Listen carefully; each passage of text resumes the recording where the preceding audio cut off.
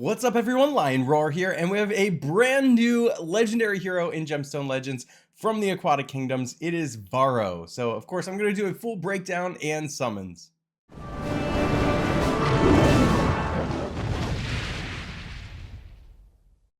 Alright, so as the newest member of the Aquatic Kingdoms, Varo is a tank, and we're going to take a look at the base stats here first. They're looking pretty good to me. The HP, the attack, the defense, it all makes him look pretty tough. It's good because he's going to be more of a sniper type, and so he's more of a tactical type of hero, and you do want stats that are strong for that, so that's looking good. Speed is about average at 205. That's average for a legendary hero.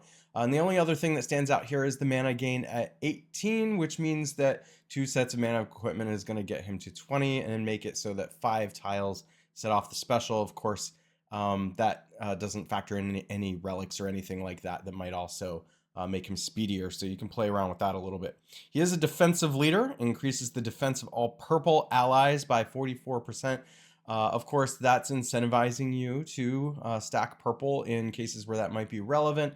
Again, I always go with the speed leader ability if possible. I just think speed is the most valuable thing in the game. So I'm not typically going to do this, but in cases where I do this, you can really take advantage of the defensive stats of purple heroes if needed, and that really takes advantage of what he does really well in particular, which is why that's his leader ability. And this is why his special first use grants himself recovery for 4 turns and has a 100% chance to apply stun on the target enemy for 2 turns. So of course, recovery means he's gonna regain 5% HP each turn. Those can stack up. If you get to set the special off multiple times, then he's going to start doing a lot of recovery. And also stun, of course, extremely valuable, just keeping your opponent from playing the game. The second use grants himself increased defense for 3 turns and has a 100% chance to apply vulnerability on the target enemy for 2 turns. So remember, vulnerability is going to cause the enemy to take more damage. And that means that any damage he's doing or the rest of your team is doing is going to be more likely to take out the opponent, which is behind speed what you're trying to do. Speed is helping you accomplish your goal, but ultimately you have to deal the damage too. And so here we go.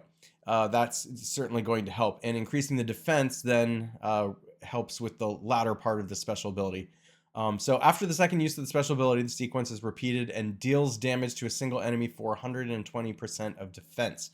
If you know me, you know I love when we're dealing damage, especially based on defense. I think that that makes for a really powerful hero.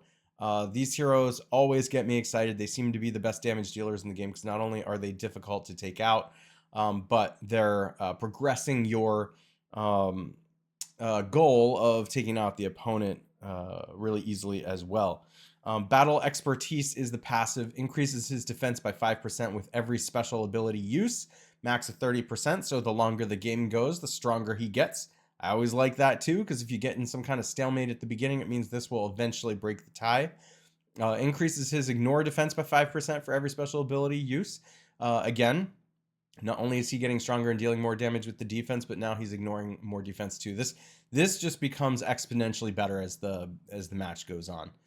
Increases his speed by 20% after 10 uses of his special ability. I get really excited about the beginning part. The latter part, how often are you going to get 10 uses out of a special ability? Probably not often in the 1v1s at least, but maybe in longer matches or events and things like that, that will come into play. And then lastly, attack and defense increase by 5% every 5 turns. So let's try to summon him because he's looking exciting. I've got 21 gold scrolls. I wonder if I have any fragments here. Yeah, I can do 1 platinum today. We'll see how this goes. All right, let's go ahead and summon. And I'm just going to skip through the rare heroes, only because I have covered them quite a lot in the past. And we'll stop and we'll take a look at interesting epic heroes, and then of course, hopefully crossing my fingers that we get a legendary hero. Let's see.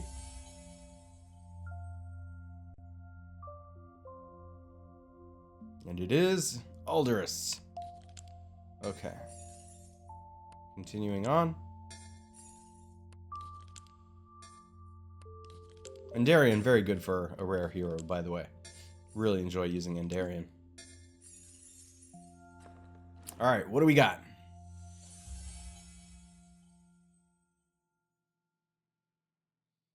And it is... Mide? Somebody can tell me in the comments how to pronounce that. Alright, continuing on. By the way, I love the Mercy rule in this game, and also that they're separate for Gold Scrolls and Platinum Scrolls. That is a really fantastic implementation. Alright, here's the last Gold Scroll, and then we're going to have to go on to the Platinum. And it's a rare hero. This one is Sip. Okay, let's go back and try... Oh man, I'm like real close to getting the Mercy hero here.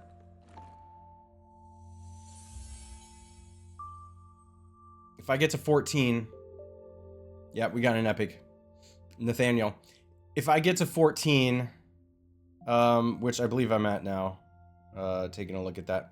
Yeah, look at that. Guaranteed legend.